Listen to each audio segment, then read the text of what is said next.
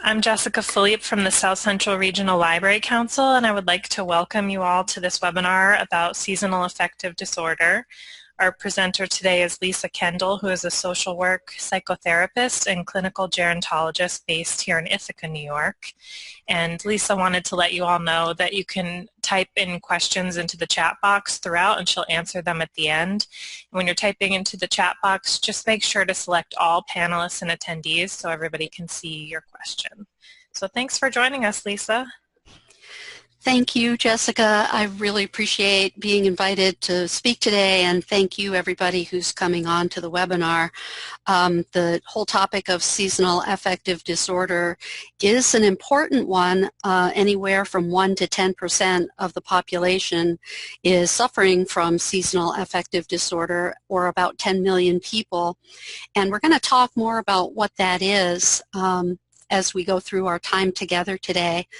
I just want to, so as Jessica said, my name is Lisa Kendall. I'm a clinical social worker and psychotherapist here in the community and a clinical gerontologist. I work with a lot of people who have different kinds of depression, and depression can be very debilitating and even lethal. So it is an important topic that we've gathered here to talk about today, and I again welcome you. I want to start today with a story about a family friend of ours. This is a story about a real person. This is Jack, and Jack was a very vivacious, gregarious, friendly, well-loved, well-liked person. When he was about 70 years old, he became profoundly depressed. This was a guy who had never been depressed before, always really upbeat and optimistic. And just before Christmas, when he was 70 years old, he became deeply depressed, and his family was really concerned about him. And because of the timing of his depression, and it had never happened before, they thought maybe he had seasonal affective disorder. And everybody encouraged him to go talk to his doctor, which was the right thing to do. And the doctor, noting his age and noting that he had never had a depression before, and he had just retired from his work, which he really enjoyed, kind of thought that it was probably due to his retirement, and they thought it was a psychiatric issue, and they referred him to a therapist. So his depression was so bad that Jack really felt that he might harm himself. He was thinking about suicide a lot, and he really felt he couldn't move. He was having a hard time getting out of bed in the morning, and with these thoughts of suicide, he admitted himself to a behavioral health unit and really felt that he needed more answers than his primary health provider was able to give him. So he did that, and we're going to come back to Jack and find out more about his story as we go. So our objectives for today as we go through the workshop are to talk about seasonal affective disorder, which we've shortened to the phrase SAD, and we're going to distinguish between two types of SAD.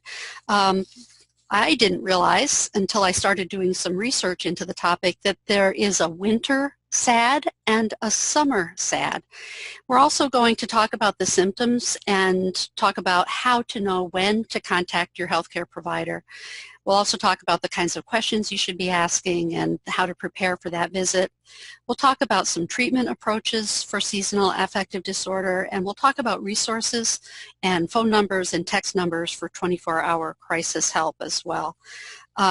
As Jessica mentioned, please enter your questions into the chat box. We'll gather those up at the end and answer as many as we can. We have an hour here today, and I'm going to try to go through the main part of the information quickly. You do have handouts that have everything that we're talking about and some references as well. So when we're talking about depression, clinical depression is basically a group of symptoms that happen when there's a chemical imbalance in the brain. The healthy brain works when its billions of cells communicate with each other through signals. And the signals are carried across tiny spaces that are between the cells. These are called the synaptic cleft. And it's chemicals that carry the signals across these tiny spaces. And you may have heard that these chemicals are called neurotransmitters, neuro meaning nerve, And transmitter means they're carrying the signal, transmitting it across these little spaces. The best known of these neurotransmitters is serotonin. There are other transmitters as well.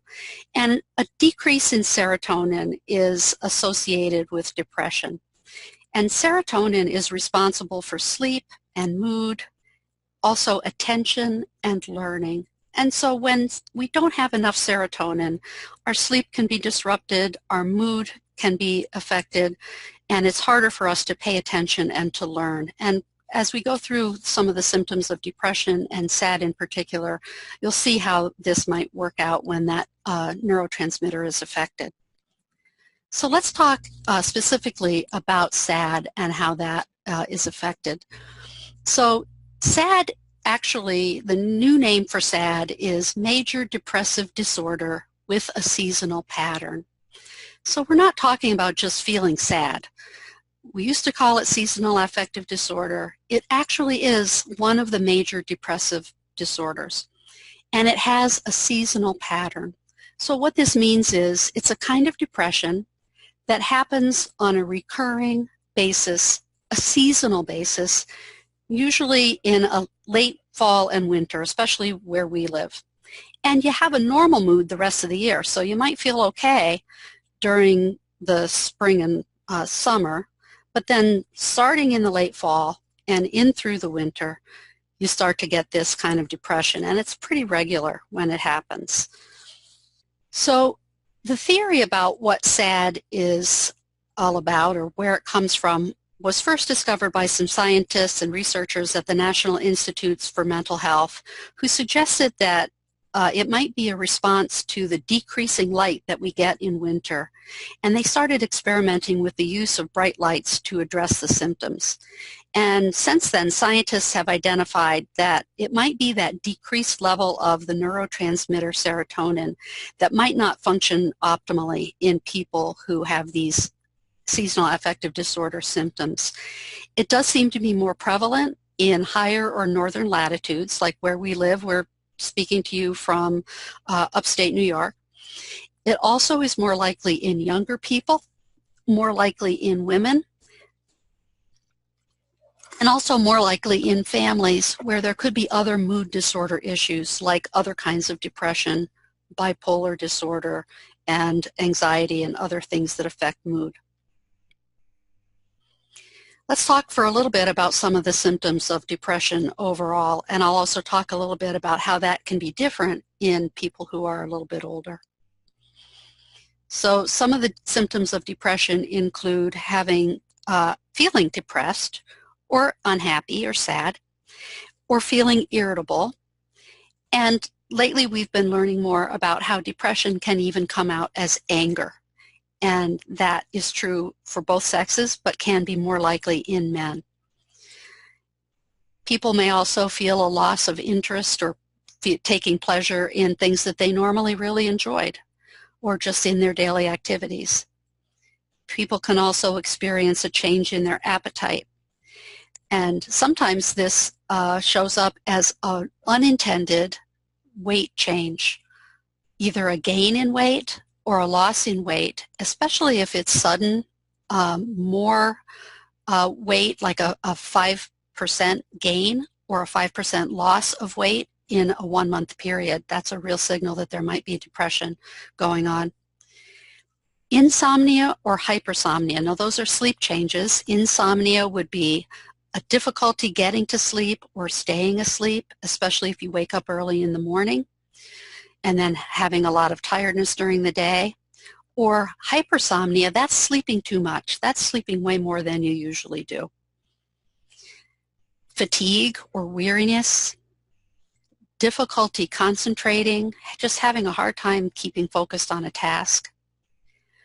Feeling like you're worthless, or that feeling of sadness.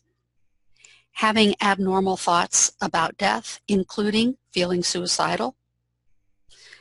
And also an excessively irresponsible behavior pattern. And what we mean by that is taking risks or doing risky things. That might have to do with driving too fast, or drinking too much, or gambling, or things that are just risky behavior patterns that are not your usual thing. It's important to know that not everyone, even people who have the illness of depression, experiences all of these symptoms, and not everybody shows them all the time. And for older people, they're less likely to show the physical symptoms. They're less likely to show the emotional symptoms. They're more likely to complain of physical symptoms like headaches or stomach aches, as opposed to saying, I feel depressed or I'm feeling very sad. They are more likely to say that they're afraid they might be having memory problems. In somebody who's younger, they may say, I'm having a hard time concentrating. The very same symptom in an older person.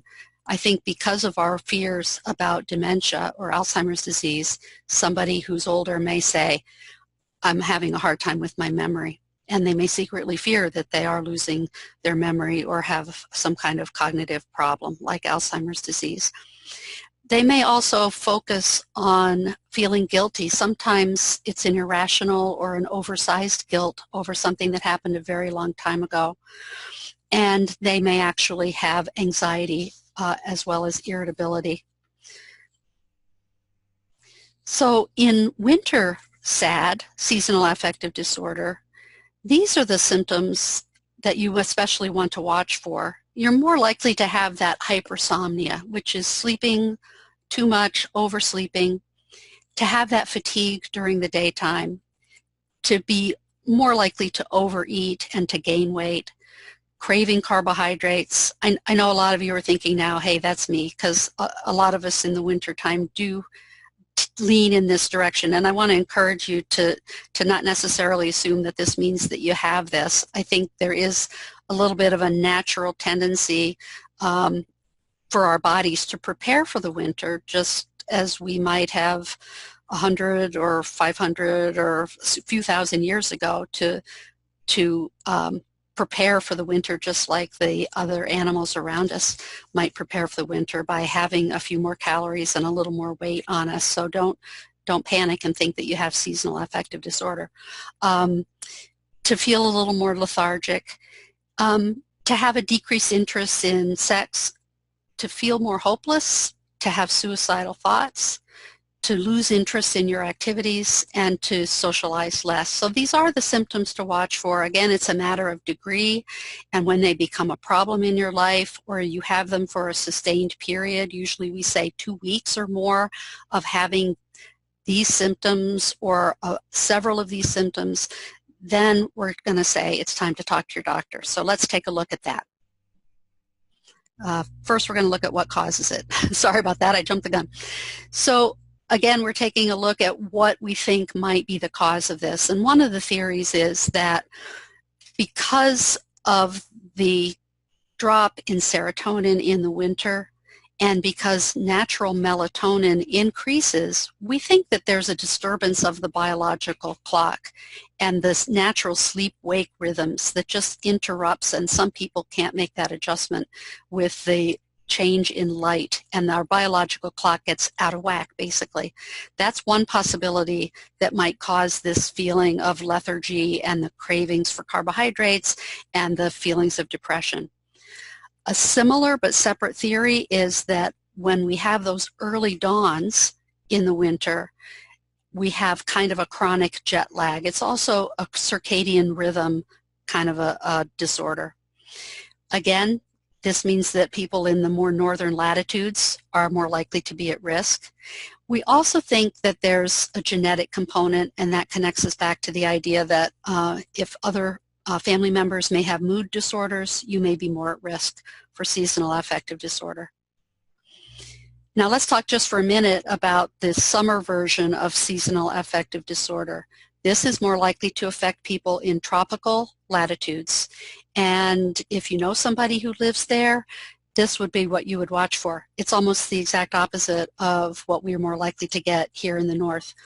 Folks who get this version are more likely to have irritability. They would get suicidal thoughts. Their appetite would be affected in the opposite way. They would have a poor appetite and weight loss. They would have the insomnia, so they'd be sleeping less, not more.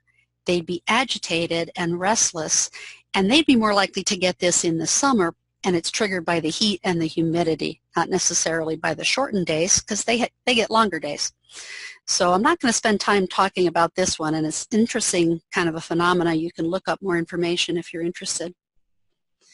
And I do want to make a note about people who already know that they live with bipolar disorder. Some researchers at the Mayo Clinic write about this, and they say that some folks who live with bipolar disorder might notice that they are more manic, or their manic episodes tend to be a little bit higher in the spring and summer, and that their depression may be a little bit deeper in the fall and winter. So these seasonal impacts can affect folks who live with bipolar disorder in that way. I do want to pause just for a moment to talk about the whole range of human emotions and to distinguish between normal human emotions, including sadness. We have losses in our lives. We have disappointments. We grieve things, and we become angry about things, and we get irritated about things. And I want to distinguish between that whole range of human emotions and the kind of clinical depression that we're talking about here today. And I think it's important that we recognize that we do have these other natural human emotions. We have them every day to some degree, and we go through periods of our life where we have emotions like grief and sadness, and we need to let ourselves experience those emotions, experience them fully, and cry when we're sad, and allow ourselves to process those losses in a deep way. And what we're talking about here is a very different kind of experience that is chemically driven. It doesn't mean that if we're grieving for a long time, we might not ultimately experience a clinical depression. And we can talk about that more if folks have a question about that. But there is a difference between grief and depression. And I just want to call your attention to that. So now let's talk about when to call your doctor. If you're feeling down for more than a few days, if it's something that you're just not snapping out of after a few days, and if you can't get motivated for things that you usually really enjoy, if your sleep is being disrupted for more than a few days, for more than a week or so, if your appetite is changing and you're noticing those significant weight changes and it's not intentional, if you find that you're coping in unhealthy ways, for example, with alcohol or drugs, if you're feeling hopeless, and definitely if you're feeling suicidal, you need to go ahead and call your doctor and get some assistance with that. And here are some tips about how to prepare for that doctor visit. Make a list in writing of any symptoms that you're having, and write down everything, even if it doesn't seem connected, and any patterns that you're noticing, whether that's the time of day, time of week, time of month, or seasonal. And make a list of all health issues, including mental health issues and physical health issues that are bothering you.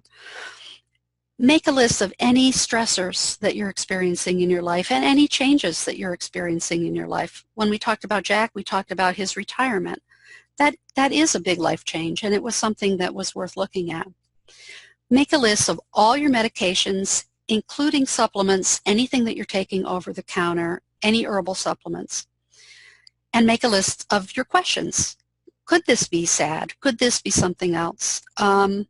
What are your treatment options? Just make sure you get all this written down for your doctor visit. And make sure that if it's you, or if you're going with a family member or a friend, that you address your concerns behaviorally. And what I mean by that is, as you're making a list, especially if you're going with a friend and you're trying to get help for them, don't assume you know what the diagnosis is. So for example, if you've noticed that someone is crying every day for 2 hours, you wouldn't tell the doctor, my mom is depressed. You would say, my mom cries for 2 hours every day, or she's no longer enjoying things she used to enjoy. Leave it to the doctor to sort that out. there could be a physical health issue that's underlying that behavior of crying. And we are going to go more deeply into that in just a minute, and this will make more sense in a minute. So write those observations and concerns down, preferably in a one-page letter or sheet for the physician. And have someone go to the doctor with you, or you accompany a friend or a family member if you can. And again, know all the medications and the history. And after the medical tests are done, if they haven't found anything, then you might ask about depression if that hasn't come up. But don't necessarily go in assuming that it's depression. You need a good thorough medical diagnostic workup before you assume depression. So this is how that'll work. You should get a good medical exam, and that will include the physical examination and some lab work. And after that's all been cleared, then you would go for an evaluation by a mental health professional who would rule out any social factors like loneliness, things that are happening like grief or a big change like retirement or problems at work. And they would do a psychological screening. And then DSM-5, that's the Diagnostic and Statistical Manual that has the criteria for clinical depression or seasonal affective disorder or other kinds of mood disorders. And that's sort of the last resort. You want to rule out any other thing that you possibly can before you go for that diagnosis, just to make sure that you're not missing something that could be treated in another way. And if it is seasonal affective disorder, you need to know that you won't get that diagnosis the first time you seek treatment, because it is about a recurring episodic and seasonal depression. It just makes sense that it has to happen 2 years to meet that criteria of episodic. So you'd have to have it for winter SAD, you'd have to have it first one winter and then feel better for the next summer and then have it again. So I hope that makes sense. So I want to say a little bit more about making sure that you're really covering an assessment of the whole person and that you're paying attention to traumatic events that might have happened and that you're also really working from the strengths of that person. And that means that you have to look at what's happening physically or biologically, what's happening with the psychology of the person, how they're thinking about things, what's happening in the social world, the spiritual world, and culturally for the person, whether that's you or somebody that you care about. So I do want to take a quick survey of some of the biological causes of depression. That will include certain medications. We've talked just briefly about the genetics of depression, how some illnesses can cause depression, substance abuse can cause depression, and how adverse events in childhood, and it might surprise you a little bit that this actually can be a biological cause of depression, but I'll explain that more in just 2 seconds. So here's a list of some of the medications that can actually cause depression, and the more medications you take, the higher the possibility of a medication interaction. So all medications have side effects. These are the ones that in particular can have a side effect of depression. And again, if you're taking a few of them, that can compound the side effect of depression. Steroids, painkillers, certain hormones, arthritis medication, some cancer drugs, high blood pressure medications, heart disease meds, and some tranquilizers. All can have depression as a side effect. So it's important to always take a look first at what medications you're already on that could be causing depression as a side effect. These are some common health issues that can affect your mood. So hormonal imbalances. Your doctor should always be checking your thyroid if you're complaining of depression.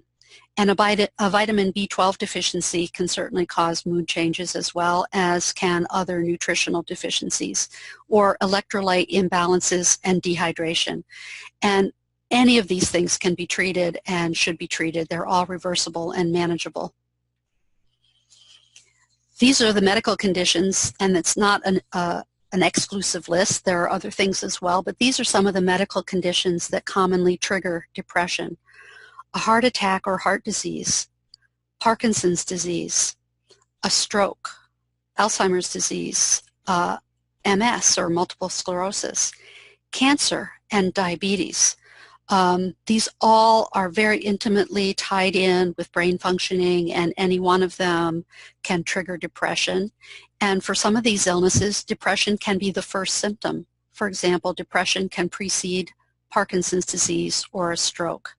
Alzheimer's and MS are both brain illnesses, so it makes sense that if the brain chemistry is being changed by these illnesses, depression can be a symptom of the illness.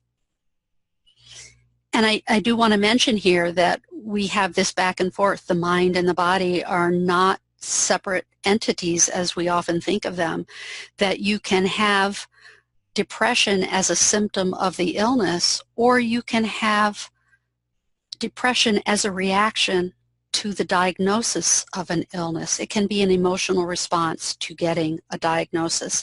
And you're more likely to have depression if you've been told that you have a diagnosis that is very disabling. So an illness that keeps you from doing things, it limits your mobility, for example, or is very burdensome, is more likely to be something that helps you, makes you feel emotionally depressed, than something that you feel like you can manage and still keep up a quality of life. So there is that interaction between physical illness and depression.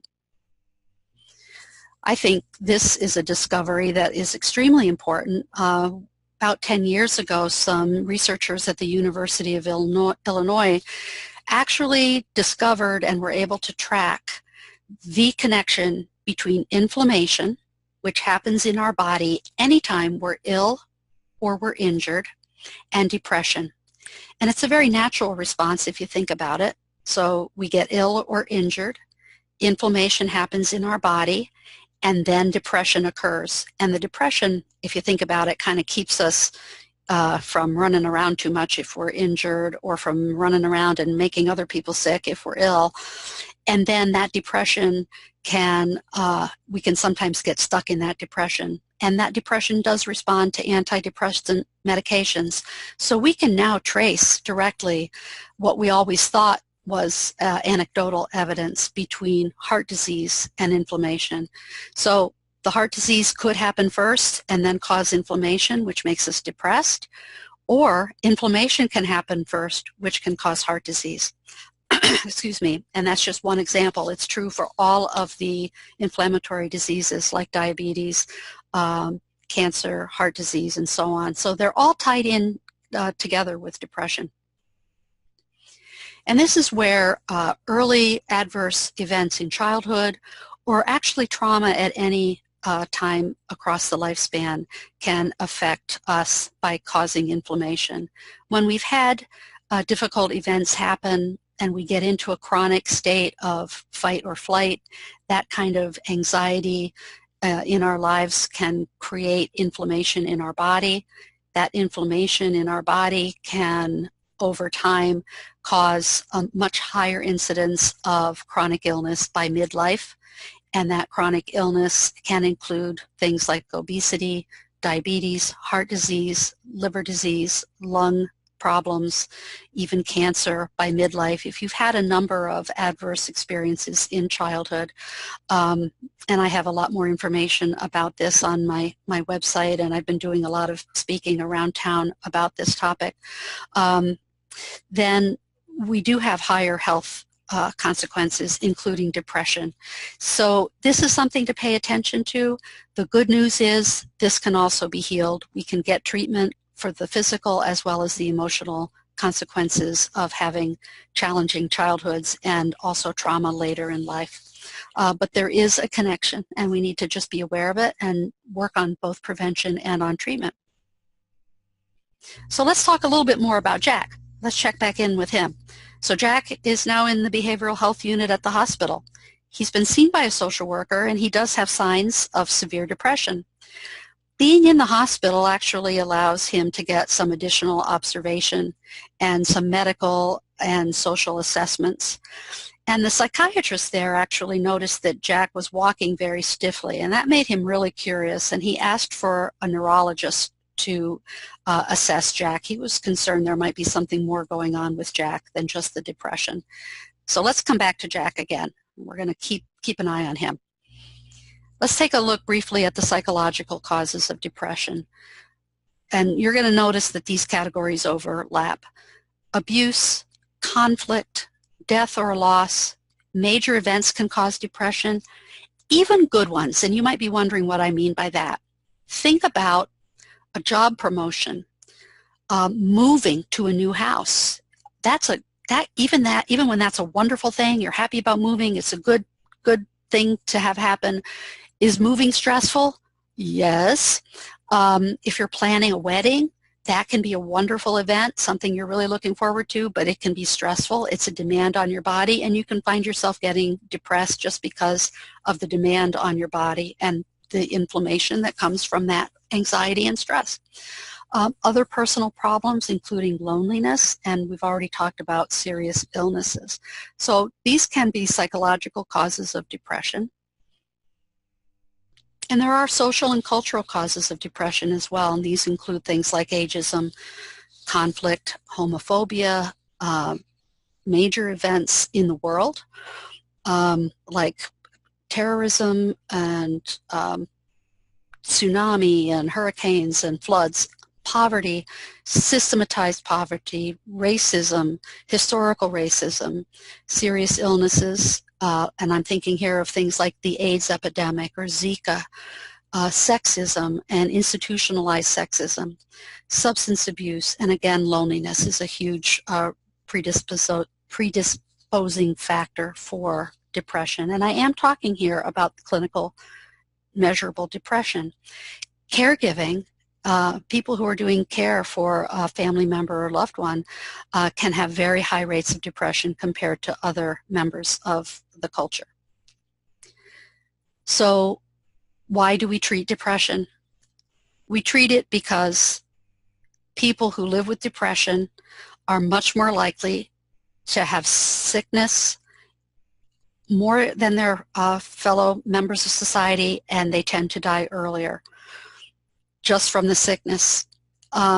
People who have cancer and are also depressed, their decline is hastened by the depression, and they have a higher risk of dying than other people who live with cancer who are not depressed. Older patients with major depression live longer when their depression is treated. We also know that depression can be terminal because of suicide. And we treat depression because treatment works. Another thing that we discovered about depression is that it can be as deadly as smoking. There was a study at the University of Bergen in Norway that looked at 60,000 people, and over a course of 4 years, the people who were depressed had death rates as high as those who smoked. And so that's a very high risk factor. So here's a true or false question for you. The best way to determine if someone is having thoughts of suicide is to ask them. And the answer to that is true. And that might seem a little intimidating, but I want to let you know that in the handouts there are links for resources to help with suicide prevention and also crisis numbers for suicide hotlines. So I want to talk briefly about the treatment approaches specifically for seasonal affective disorder, and they break down into these three major categories: medication, light therapy, and psychotherapy. For S.A.D, the medications include the SSRIs, that's selective serotonin reuptake inhibitors, generally fluoxetine, which the brand names would be Prozac or Serafem, and bupropion, which is Wellbutrin and Aplenzin. And you can usually start these before the season starts to change because they can take several weeks to kick in or take effect. And you may have to try different medications or different dosages to find what works well for you. Light therapy for S.A.D generally is 10,000 lumens of full spectrum light. And that is a medical device. You want to make sure you're getting the right device, so you'll want to consult with your doctor about that. Usually 30 minutes a day, depending on what the doctor recommends, maybe up to 45 minutes a day in the morning. And some physicians recommend taking melatonin in the evening, but again, that whole question about what role melatonin plays, you have to talk about that with your physician. And then natural sunlight in the afternoon for about 20 minutes. If you can get outside, great, or sit near a window when you're indoors. And there are also dawn simulators that you can get, and they start to give you very slowly for about 30 minutes before you wake up. It brings up natural light very slowly in the morning to kind of get you back into phase with a natural dawn. And again, you want to consult with your physician. These devices can be expensive. You might be able to borrow one from your physician to see how it works. Full spectrum light could be a problem with some medications that are what we call photosensitive, and so natural light could give you a reaction, a skin reaction, if you're on some medications. And again, if you live with bipolar disorder, you could trigger a manic episode if you're using light therapy, so it is important that you only do this in consultation with your healthcare provider. Depression treatment. Counseling is an appropriate treatment for seasonal affective disorder. And what that does for you is help you identify your thought patterns, learn some healthy coping skills, and also learn how to manage stress. Monitor your medication, and really encourage self-care.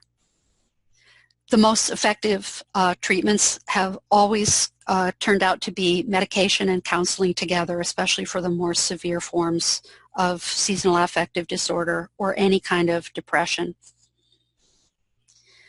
Other non-medical and complementary approaches that are helpful include things like yoga or Tai Chi or Qigong. Acupuncture can be helpful. Mindful awareness, and I would include with that relaxation or guided imagery.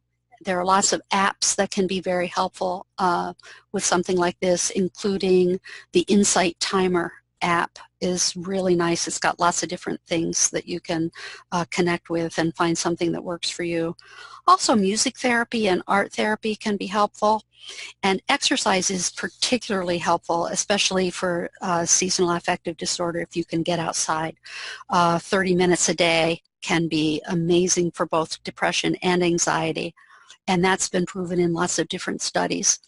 I've included in your handout a link to the National Center for Complementary and Integrative Health, and that will also give you information about any supplements that you might be curious about. Some lifestyle changes and environmental things that you might be able to do to help support you if you have seasonal affective disorder. Let more sunlight in. Make sure to open your blinds and your curtains. Sit near windows at home or at work. And even getting outside on cloudy days can be helpful. You're still getting some natural light from the sun. Again, regular exercise. Good nutrition. Kind of stay away from those carbohydrates if you can. Make sure you're getting a lot of good protein. Consult with a nutritionist, and making sure that you're getting quality sleep. If you need a sleep study to make sure that you are getting good sleep, go ahead and do that. It's really worthwhile. And you can plan ahead for winter SAD by starting to get more exercise towards the end of summer. Get into therapy around September and start your light box with your physician's okay in October. And if possible, I know not everybody can do that, but plan a vacation to a sunny spot if you can do that in January. We're kind of lucky here in upstate New York. We have some inexpensive flights to South Carolina or to Florida. You can leave from Elmira for really inexpensive. If you can swing it, you know, get yourself down to Florida for just a few days, get a cheap hotel and get a little bit of light in January or February. There's also some coping and support things that are really important to pay attention to. Follow your treatment plan, practice self-care, and part of that is managing your stress and connecting with people. And again, vacationing if possible to a warm place for winter SAD. And people with summer SAD are also encouraged to vacation to cooler places in the summertime. So let's finish up with Jack. The neurologist found that Jack probably had Parkinson's disease, and before they even had a complete diagnosis on that, they decided to try him on a medication for Parkinson's, and he did respond to that really quickly. And this is actually a story partly about ageism, in the healthcare system, and partly about depression as a first sign of Parkinson's in Jack's case. If the diagnosis had come first, if the diagnosis of Parkinson's had come first for Jack, then his depression could have been a response to the diagnosis. And if his symptoms had spread out over 2 years and he'd felt better in the summer and then the depression had come back in the fall and winter and there were no other causes found, then I think Jack might have been diagnosed with seasonal affective disorder. So you can see how all these different kind of complex things need to be sifted through, but it is important to take that time. Your mental health and your physical health are really worth finding a healthcare provider that will partner with you and making sure that you have other care partners in your life that will kind of hang in there with you and find what it is that's really going on. So the key points here for us to remember are that seasonal affective disorder is a form of depression and that it is important to start with a thorough medical assessment and that it can be treated. I do want to share these resources and remind you that they're in the handout. There's a number here for the National Suicide Prevention Lifeline, and you can also text there's a Lifeline chat available. You can go to this website. There's free confidential support at 1-800-273-TALK, and then their chat information is available on the website. So I would say go to I don't know if the chat is available at 273-TALK. I didn't test that out, but the chat information is on the website. And then in your handout, I've included information on NAMI, which is the National Alliance on Mental Illness, and also information on the National Center for Complementary and Integrative Health, the National Institute of Mental Health, the Mayo Clinic, and Tuck Sleep has some good resources on seasonal affective disorder and how it can affect sleep. I've also included in your handout some links to articles that I thought would be helpful and from which I took some research information for this webinar. And to kind of summarize, we took a look at the definition of seasonal affective disorder and its proper name, and we distinguished between winter and summer SAD. I know I gave short shrift to summer SAD. If we were living somewhere more tropical, I would have spent more time on summer SAD. And we explored the symptoms of SAD and as well as looked at regular depression, sort of major depression, because SAD is one form of major depression. And we talked about when to contact your healthcare provider, what to expect, how to prepare for those visits, kinds of questions to ask. We talked about some treatment approaches and also how to prevent seasonal affective disorder, how to prepare for the coming season if you are diagnosed with this. And also in your handouts you have some additional resources, links to articles, including phone and text information, and 24-hour crisis numbers. And there's some information about how to connect with me, if that's helpful. And I would love to know what kind of questions might have come up in our chat room. Sure, yeah, we just have one so far, but feel free to type your questions in while we're talking.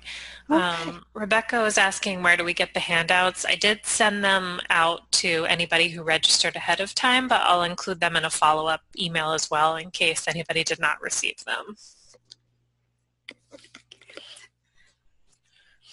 Great. I was wondering if you could talk more about why it occurs more in younger people, because I was really surprised to hear that.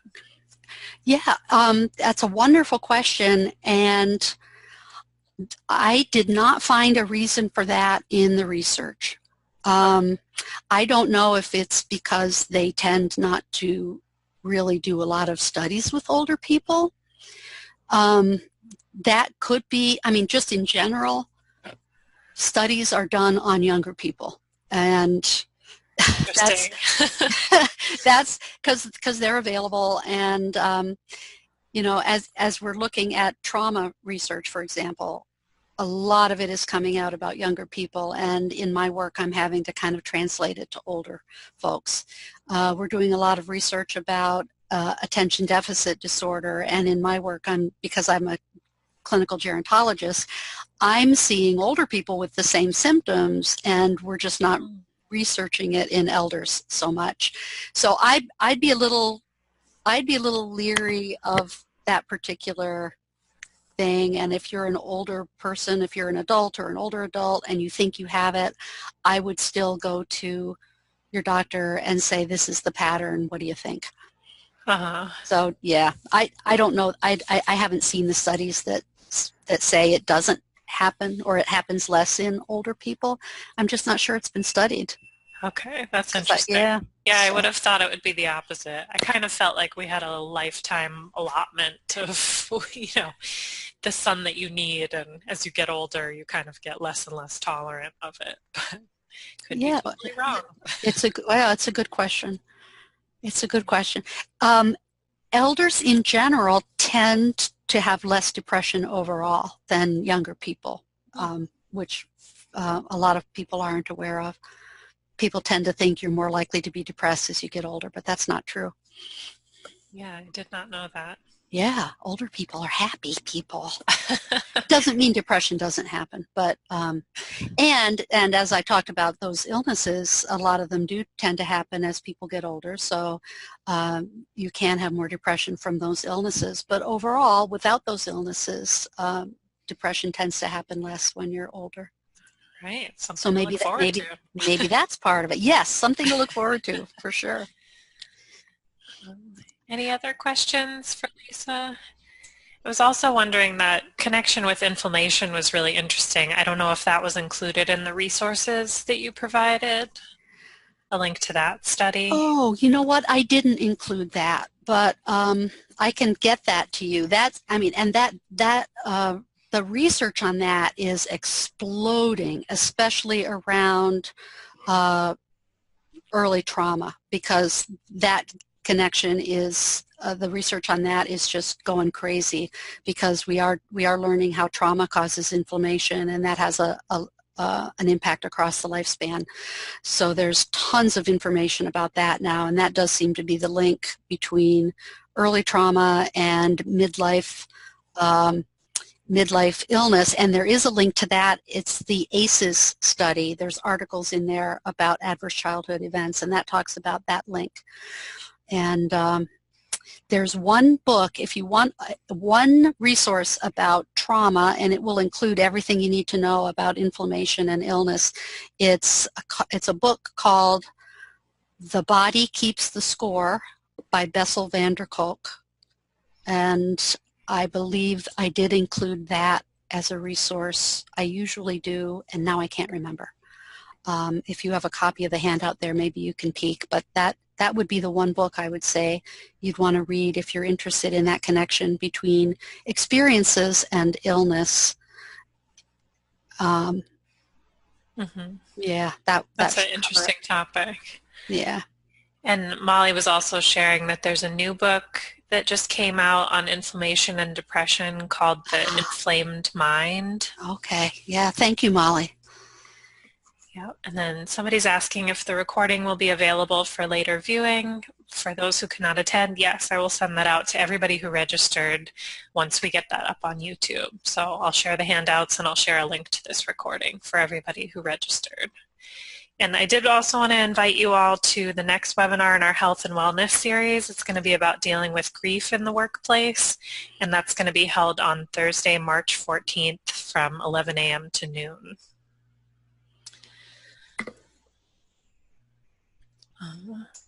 So I'm not seeing any other questions. So thank you so much, Lisa, and thanks everybody for attending.